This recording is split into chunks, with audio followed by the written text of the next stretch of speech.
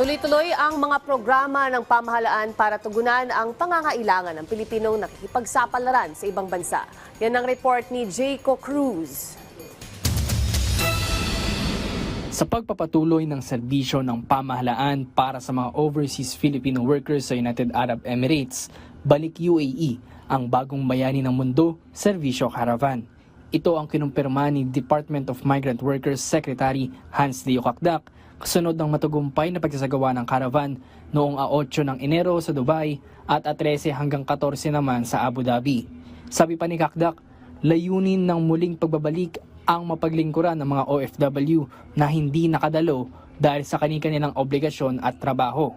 Samantala, personal namang binisita ni Secretary Kakdak ang OFW Hospital sa San Fernando, Pampanga para alamin ang kalagayan ng mga pasyente na sumasailalim sa medical treatment ng naturang paggamutan. Sa pagbisita ng kalihim, tiniyak nito sa mga pasyente at kaanak na maibibigay ang tama at sapat na medical care. Nagbigay din ng ahensya ng Action Fund Assistance sa 7 pasyente na pawang OFW at ilang kaanak para sa kanilang mga gastusin, ang medikal at suporta na rin sa kanilang rehabilitasyon. Kapwa ang mga programang ito ay alinsunod sa tagubilin ni Pangulong Ferdinand R. Marcos Jr.